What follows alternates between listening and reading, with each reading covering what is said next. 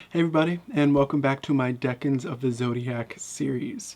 In this series, I'm going to be going through the 3 decans for each of the 12 signs in the Zodiac.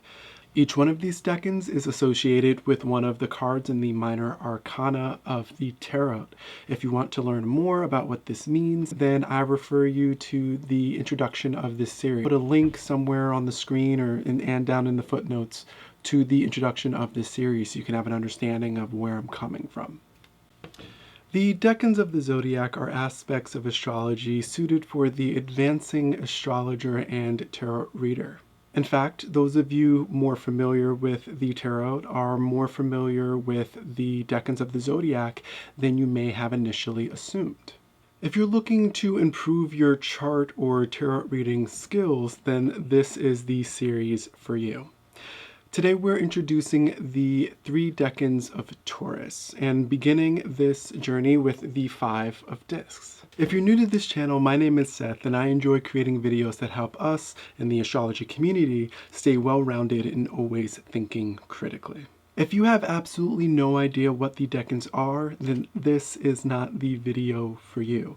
Again, I'm going to be referencing a lot of information that is introduced in the introduction of this series. So look for that link somewhere on the screen and be sure to find it down in the footnotes. So get your questions answered and meet me right back here.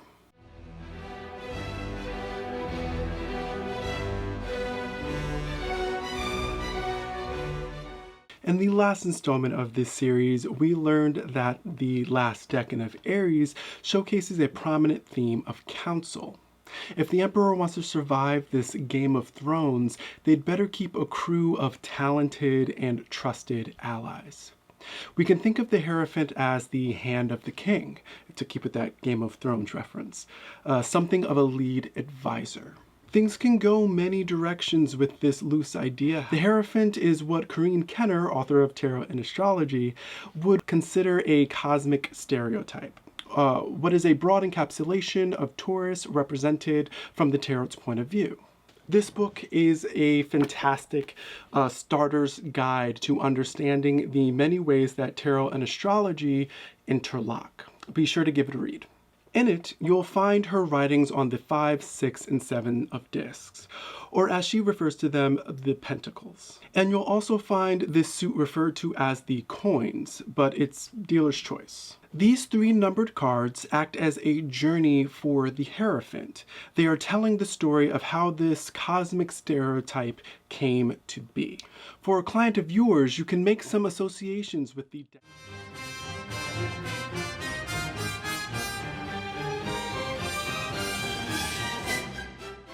The numbered cards of the tarot give the major arcana context. The 5, 6, and 7s of discs provide both the Hierophant and your reading with context. I'll be mentioning context throughout this entire series. It's an addiction of mine, and I'm hoping to get you hooked as well. Because context is the key that unlocks all insights in life. It's an absolute necessity.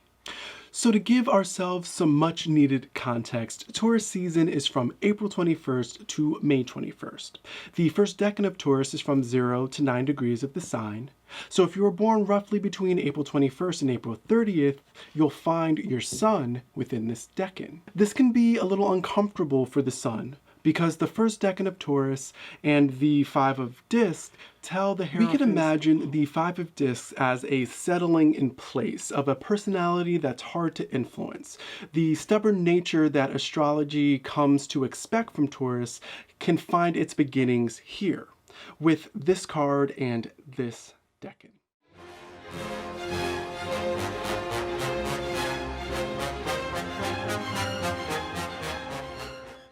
One of the most reliable ways of gaining experience navigating astrological interpretation is via the dualities, whether an energy is introverted or extroverted. This is the technique that got me started as an astrologer. So, what can be gleaned from finding either an extroverted or introverted energy within the first decan of Taurus? If I see an extroverted planet here, like the Sun, Jupiter, Mars, or Mercury, then I'm going to pay close attention to lessons of non-reactionary behavior. Being locked out, cast out, or otherwise forced into self-reliance. If I see an introverted planet here, like Saturn, the Moon, Venus, and again, Mercury, then I'm looking at lessons of acceptance, wholesale. Imagine being cast out and locked out, but never leaving the proverbial doorstep.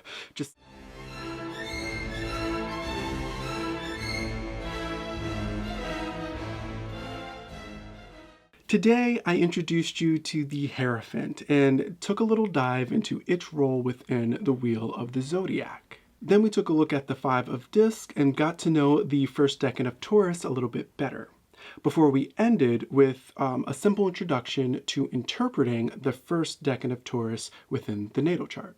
If you'd like to watch this full lesson on the first decan of Taurus and gain access to this entire series, you'll need to go to patreon.com/thecuspastro and become a patron. Our next installment will be a review of the Six of Discs, a continuation of the journey of the Hierophant. If you enjoyed this preview and would like to eventually see the full videos released for free, then consider liking this video, leaving a comment below, and subscribing if you haven't already.